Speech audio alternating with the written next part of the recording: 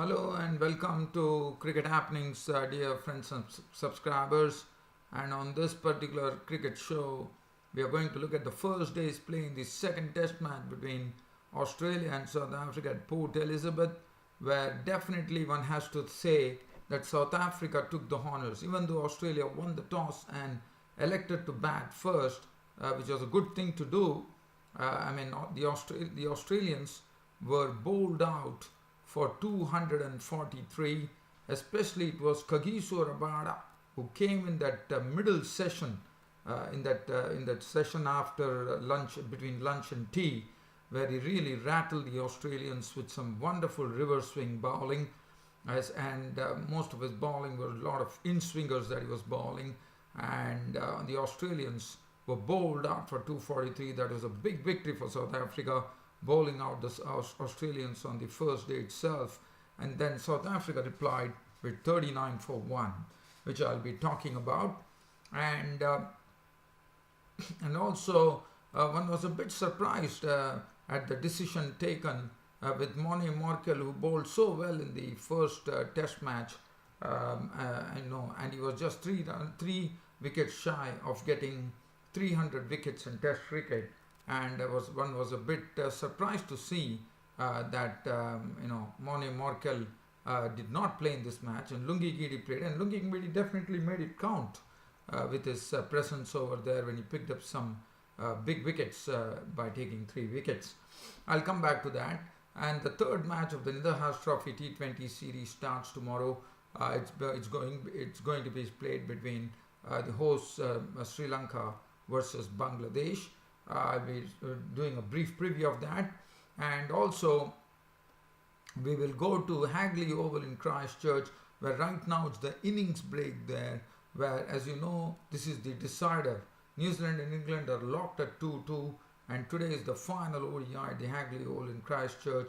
And I have to say, the home team, New Zealand, has not done itself any good here by being bowled out for 223. In fact, they were 93 for 6, reeling at one stage, but only thanks to Mitchell Santner, who scored his highest score in Test cricket of 67, and Henry Nicholls, who made 55, which at least gave New Zealand a score of respectability at 223. And one would fancy that England would be the one who will be winning the series, because 223 on this particular wicket at Hagley Oval in Christchurch, to me, looks below par. But, well, we'll come back to that, and also have a look at some cricket news, where in the Pakistan Super League, a 17-year-old bowler by the name Shaheen Afridi bowled superbly to take 5 wickets for 4 runs to give Lahore Qalandars, the Brendan McCullum's teams, the first ever victory. They opened their account in the Pakistan Super League when they went on to defeat Multan Sultans. And I'll just have a brief look at that, if at all time permits. So first, we are talking about the first day's play in the second test match between Australia and South Africa. And as I said, Australia went with an unchanged squad, but South Africa decided to drop Mone Morkel and bring in Lungi Giri. And as I said, it was a bit surprising to see that Mone Morkel did not play in this test match. Well, so let's have a look at what happened. So it was a good toss to win, as I said, for Australia. So Australia won the toss and immediately had no hesitation in batting first. Even though the conditions were a bit gloomy, they batted under cloudy skies with Cameron Bancroft and David Warner at crease. And Cameron Bancroft and David Warner were doing a very good job. They were negotiating the bowling of Rabada, Philander and Gidi very well, and they are put on an opening partnership of 98. David Warner was a bit subdued. He took his time at the crease. Initially, he was not willing to take any risk, but later on, we saw David Warner slowly open up after a brief moment. Probably in the first hour, he was a bit slow, but then he started opening up and started playing some wonderful strokes. And Cameron Bancroft was one who was really playing in a very steady manner, as the openers added 98 for the first wicket, which was good to see after winning the toss. But that was the time the problems at that particular, at 98, probably Australians would have been very happy at lunch at 98 for no loss, but that was the time Lungi Gidi or Cameron Bancroft was the person who was out, according to me, so I'm just going to check. Yes, Cameron Bancroft was the first wicket in the morning when just at the stroke of lunch, Vernon Philander got a ball to move away from Cameron Bancroft, and Cameron Bancroft went after it, and Quinton de Kock snapped up the catch behind the stumps. So Bancroft was gone for 38 with 6 boundaries. After lunchtime, again, it was David Warner and Usman Khwaja at the crease. Usman Khwaja once again did not do well with the bat, as he was cheaply dismissed for 4 by Philander, getting him caught by Quinton de Kock. So that made the score 104 for 2, and then David Warner was there at the other end looking a bit solid, as he was joined in by the Aussie skipper Stephen Smith. But with only 13 runs added to the tally, David Warner was a goner as Lungi Gidi rattled his stumps for 63 with 9 boundaries. So that made the score 117, and then a partnership followed between Stephen Smith and Sean Marsh, as they slowly chiseled together a partnership to take the score to 161. Now this was the time Rabada started his work, and Rabada was so vocal. In fact, he started by first picking up the vital wicket of Stephen Smith, and it was reviewed actually, and Rabada was so confident that he started going in front of Smith, saying yes, yes, yes, and it was reviewed, and it was the review came the decision that he was out. In fact, Stephen Smith wanted walking, and in fact it came to a certain extent that Stephen Smith was shown the way by Rabada, and which might definitely get him some demerit points, and that could prove very, very problematic for him. But Rabada definitely showed some needle there, as he also brushed his shoulder with Stephen Smith, probably not in an intentional manner, an unintentional manner, and Stephen Smith was the first of that wicket, and that was got Rabada absolutely fired up. He picked up Stephen Smith 25, and then it was really an unstoppable Rabada. His pace was up. He was getting the ball to reverse swing, the old ball. He was getting the old ball to reverse swing, and with only 5 runs added, he got both the Marsh brothers back into the pavilion. First, he picked up the wicket of Sean Marsh by getting a ball which swerved into him, and he was gone for 24 with 4 boundaries. And Mitchell Marsh was caught by Quinton de Kock of the bowling of Rabada for 4, and he also sent Cummins into the pavilion for naught by getting him caught behind. And as I said, Rabada was an absolute fire at the time. And then it was Tim Payne with Nathan Lyon slowly pushing the score, but at the time also Mitchell Stark had his furniture rearranged by Rabada, and also probably some words were spoken by Rabada between Mitchell Stark and Rabada, and he was gone for 8. Nathan Lyon lost his furniture to Nigidi for 17 with 4 boundaries. Tim Payne stayed there at the center, making a contribution of 36 runs with 5 boundaries before being claimed by Lungi Gidi for 36. Hazelwood remained not out on 10, and the Aussies were bowled out for 243. Especially it was Kagiso Rabada, and supported very well by Lungi Gidi and Philander too. But look at Kagiso Rabada's figures: 21 overs, 2 maidens, 96 runs and 5 wickets. And he was absolutely fired up. He really gave it to the Aussies with his pace and reverse swing. Vernon Philander, 18 overs, 7 maidens, 2 for 25, bowled excellently. Lungi Gidi did his job well: 13.3 overs, 3 maidens, 51 runs and 3 wickets. Keshav Maharaj, 18 overs, 1 maiden, none for 51. Elgar bowled 1 over for 6 runs. So as I said, South Africa had definitely taken the honours on the first day by bowling the Aussies out for 243, and then it was Dean Elgar and Markram opening the innings, but South Africa It was Cummins who actually picked up the wicket of Aidan Markram by getting him LBW for 11 with one boundary. And at close of play, in South Africa had to get the night watchman Kagiso Rabada in. But Kagiso Rabada continued to play his strokes, even though he was sent in as night watchman. Normally a night watchman normally goes there and blocks the ball, but Rabada was the reverse. In fact, he started attacking the Australian bowlers with lots of aggression, as he was not out on 17, which contained 4 boundaries, and Dean Elgar at the other end was not out on 11 with 2 boundaries, as stumps were drawn for the day, with South Africa in score on 39 for 1. The sole wicket taker was Patrick Cummins, 2 overs 1 for 9, 4 overs for 14 for Stark, Hazelwood 5 done for 16, and Nathan Lyon bowled a solitary maiden. So definitely we have some real cricket to come as far as the second day's play is concerned. Nathan Lyon has just bowled 1 over, and it will be interesting to see Mitchell Stark and Hazelwood and Cummins operate tomorrow. The ball is fairly new after 12 overs, and with the morning dew also helping matters, I'm sure the Aussies would be looking for a very quick breakthrough in the morning, trying to capitalize. So that is so definitely South Africa taking the honours on the first day of this second test match.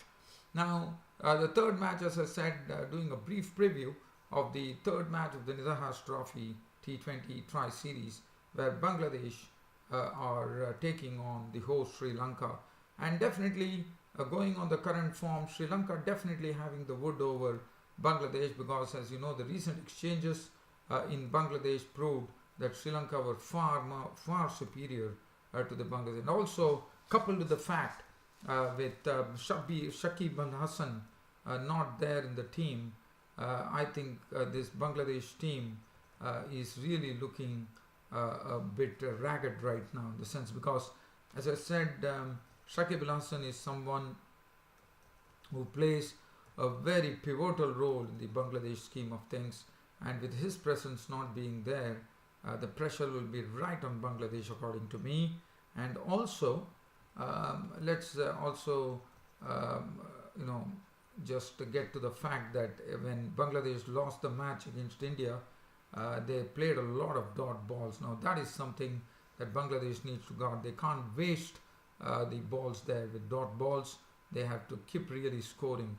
Sri Lanka definitely as hosts and as the hosts of the tournament, getting the tremendous crowd support that they would be getting, is really looking a very formidable unit under the coach Chandika Trisinghe. Danishka Gunatilaka, Kushal Mendes, and this team, and Kushal Pereira showed some real fireworks against the Indians, as you would remember. Dinesh Chandimal, Opalda. So this team, and they have some very solid all-rounders as well. Dasan Shanaka Pereira, Jeevan Mendes, the bowling in the hands of Dhananjaya, Chamira, Pradeep, and Bangladesh. Well, one has to see whether they're going to make any changes from the team that played against India. Tamim, Soumya Sarkar, Tamim Iqbal would be expected to get some runs. As I said, the owners will definitely point on Tamim and Mushfiqur Rahim and Mahmudullah to get some runs, as they would be the ones who would be expected to get some runs, if at all Bangladesh have to really go and challenge the Sri Lankans in this Nidahas Trophy. The pitches would be slow and also probably assisting spin as well. So we are really looking forward to this particular match which is coming up. As I said, Bangladesh should be the ones who will be under tremendous pressure, because they have not only had a series of exchanges against Sri Lanka where they have lost, and also Bangladesh have also lost to India. So they will be under real pressure when playing against Sri Lanka. So that is as far as that preview is concerned. Now, talking about the game between, as I said, today was the final ODI, which is right now break time between New Zealand and England, the Hagley Oval in Christchurch, and it was something. England won the toss and elected to field first, and looking at the card, Colin Munro was consumed in the first over itself. Colin Munro did not even suss up the pitch. Immediately went for his strokes, and it ended with Butler taking the cards, and that was not a good start at all, with Colin Munro out to Vokes for naught. After that, it was really really tough going. Martin Guptill was there, but the New Zealand team kept on losing wickets, with Kane Williamson clean bowled by Wood for 14 of 25 deliveries, 1-4. Latham, and then with the pressure mounting on New Zealand, the spinners really had a field day, with Rashid taking I think 3 wickets, Moeen Ali taking 1 wicket, and they started throttling the New Zealand batting lineup, no doubt about it. Latham making 10 of 19 deliveries. He was taken by Rashid. Chapman, who was playing in place of Taylor, who is injured, was clean bowled by Ali for naught. And a grand home was consumed for 6 by Rashid. And Martin Guptill left for 47 of 68, 3 fours, 1 6. And this New Zealand innings were in absolute tatters, with the score reading 93 for 6 in the 27th over, and they still have a long way to go. But thanks to a wonderful partnership that happened, from 93, they raised the score to 77 with an 84-run partnership between Henry Nicholls and Mitchell Santner. Henry Nicholls' contribution was 55. He decided to really steady the ship for New Zealand with his 55 contribution of 55 of 81 deliveries, 1-4 and 1-6. But Mitchell Santner was there till the end and also collected his highest score. Even his previous highest was against England with 66, and he just went one better today when he had 67 to his name of 71 balls, 4 fours and 2 sixes. And after that, Sodhi was out for 10 to Woke's side. Sodhi went for 5. Bolt was not out on 2, and as I said, it's only thanks to the batting of Henry Nicholls and Mitchell Santner that the New Zealand managed 223. But again, as I said, on this particular ground at the Hagley Oval, one would say it was a below par score, and one would fancy that unless New Zealand can really pull a rabbit out of the hat in this particular game with some terrific bowling, I think England would be definitely favourites to win the ODI series 3-2. Woke's 10 overs unmade, and as I said, right now it's the innings break. Players not started the Hagley Oval in Christchurch. Chris Woakes was good, 10 overs unmade and 32 runs and 3 wickets. And Mark Wood 1 for 26, bowled very well, I thought. Ben Stokes 4 overs for 23. Rashid did his job, 3 for 42 of 10. Moeen Ali bowled his full quota, 10 overs unmade and 1 for 39. 2 overs for 15 for Root. And Tom Curran was a bit costly, but he picked up 2 wickets for 46. So that's the match summary. And we'll have to wait for England to start their innings.